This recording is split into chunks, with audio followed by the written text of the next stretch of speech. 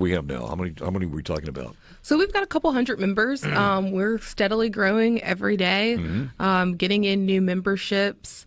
We have a virtual meeting coming up this Monday, May 3rd. So I tell people if they want to be involved in that, go to our website, mscta.org.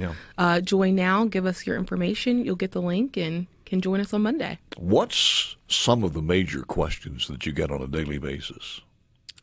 I'm sure there are many, but... Yeah, how to get started, how to start a business, What's the cost? What are the costs? What are the regulations going to be? Yeah. All right, let me kind of parcel this out a little bit because we're talking about growing, we're talking about delivering. There's so many different jobs available on this one if it should pass, and I want to ask you about that too in a moment or two. But kind of define the jobs. Of course, the growers, but... Right. That's got to happen before anything else happens because we cannot bring this in from other states, right? Exactly. All right, so tell me what's happening there. What's the area as far as people who may want to grow this? Can it be grown outside? Well, we won't know until the regulations are issued, but based on some of the how do you get started? Well, based on the more recent commentary from the committee that's coming up with the regulations, it sounds like they may not have full outdoor grows. They may not allow that in Mississippi for a lot of different reasons. Contamination issues, quality issues. There are a lot of reasons that certain states don't allow those. So I know you like to make this the, quote, most liberal program there is, but that's not quite the case. It certainly sounds like, at least from what the guys in the committee were saying. I'm using liberal not in terms of politics. I'm using liberal in the flexibility or what is allowed under this bill. Yes. Well, it's very laissez-faire. More flexible. Laissez-faire? Sure. How in the world would you say that when, number one, it permits more than just about any other medical marijuana bill in the country? No moratorium on municipalities. I mean, the municipalities cannot reject them. They have very little control. The Constitution that we've voted on permits the drug dealers, legal drug dealers, to go in and take over the city for the most part.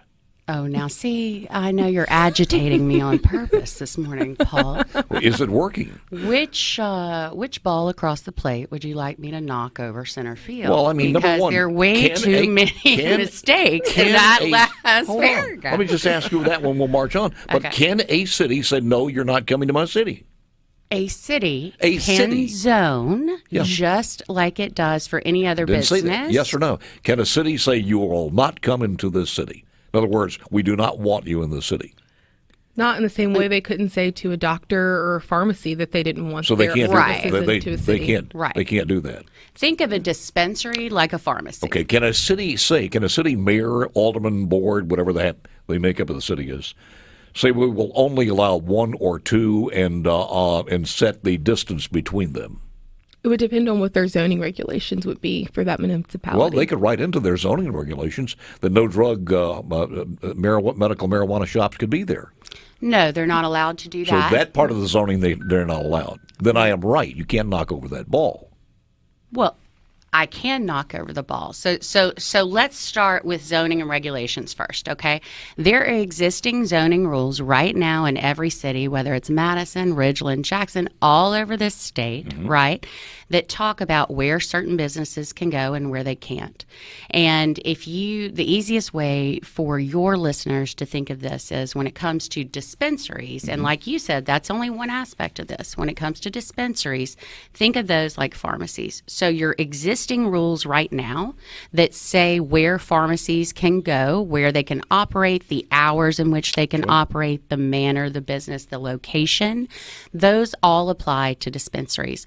All Initiative 65 said, and what is now in our Mississippi Constitution, right, is that you cannot add additional stumbling blocks. You cannot make it more difficult just because it is this type of business. So it has the same language as a pharmacy, and we've mentioned that many times. So in other words, a pharmacy wants to locate this close to a daycare center or church or school, then a medical marijuana dispensary could also Well, actually, there are the same even area. further limitations when it comes to dispensaries that Well, then way, it's right? not the We same have as a to be pharmacy. outside of, I think it's 300 feet or 500 500 feet, from thank a you, school, a of a church. school or a church. Okay, so in So- any given place, in most places around the state, in some of the cities, you'll see a CVS, you'll see a private or a local, you'll see a Walgreens, you'll see a Walmart, all pharmacies within maybe one block. Same thing is going to be happening in any community. That But- they want that they will have no zoning restrictions on that. Well, I think the market will dictate that. You know, it's going I'm to. not talking about the market. I'm just talking about what's legally allowed with the Constitution. You will still have the restriction of it has to be outside that 500-foot limit because that's part of our And Constitution. we sidebarred on this one. I don't want to go too far on it, but and I think I got your blood up a little bit, which is good. She's awake. You're trying, yeah. She didn't have enough now coffee you've made this me morning. mad this morning. So, okay. but the other part of that is this: most likely, you're going to have to grow it indoors, so you're going to have to do it hydroponically, Yes. and but so you can't do that outside. Well, you can do hybrid, with a greenhouse somewhere. The way it's more controlled, but Okay, it's so still any not farmer out there or interior. anybody who has some good fertile land and they think this is a great opportunity, this is not going to work for them. No, I mean, in fact, most people plant in pots. A lot of people plant in pots. Pot and pots. You know, The now the harvesting of this it would be done by the grower and everything else. Where is this processed? It's processed in process labs, and you mentioned earlier. that's another opportunity. right? Exactly. That's another job. Absolutely, yeah. And there are some manufacturers that have their own lab in house. Some of the larger ones will do that. Then there may simply be, as an ancillary business, just an existing lab that will take in smaller growers' manufactured product and turn it into, trimmed flour, Yeah. or turn it into a gummy or a a drink. tincture. There's going to be a Yes. science to this too, almost like grafting or something, where the pollination part you arrive at different types of marijuana. Oh, definitely, absolutely. it's very scientific. Oh, they study the genetics of it. They study how it works with different diseases and illnesses. Are the there some different universities strains. offering that as far as For so long, there were so many limitations on studying medical cannabis, but that has certainly opened up. And in some of the states and cities where this business is now legal, they have a lot of job training programs, technical programs at their community colleges, at their technical schools. And that's one thing that the Trade Association is working on, talking to some cities about setting that up here. Because these are amazing jobs. For example, a lot of the manufacturers, they have $15 minimum wage, offerings. as far as the legal part of this, Jessica, is the quality control going to be an outside source, or is it going to be the state, the health department, or how does that work? So yeah, there's going to be independent testing labs. That's written into the regulations that a product has to be tested at one of these independent labs before it can hit any kind of dispensary, before it's served to the medical patients. Let's just say that you've developed a pretty good strong variety of this. Then that quality control would be that the next time you grow this in the next season or whenever the harvesting is done on a continuous basis, as far as hydroponically produced, you got to make sure you maintain that same quality, don't you?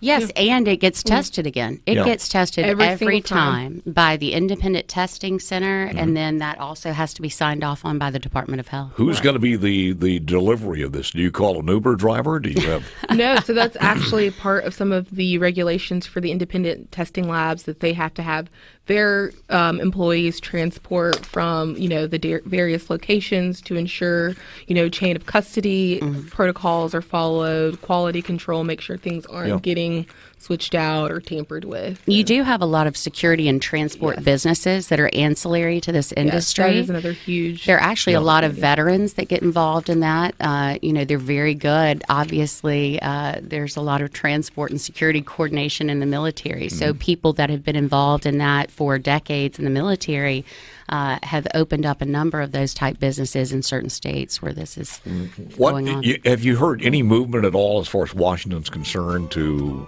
the legalization of this, as far as for banking purposes and all of that? I know that There were a couple of bills out there. Yeah, Oh, yeah. the Safe Banking Act just recently passed again in the U.S. House, and I think it's on its way to the Senate, and hopefully we'll see some positive change. Final segment in a moment or two. I was looking at this grow generation. The things that we talk about is different kind of farmers out there. Grow lights, double-ended lights, commercial light systems, ballasts, hoods, light accessories, hydroponics, nutrients, climate control, greenhouse, tents, soil and pots, and it goes on and on and on and on. So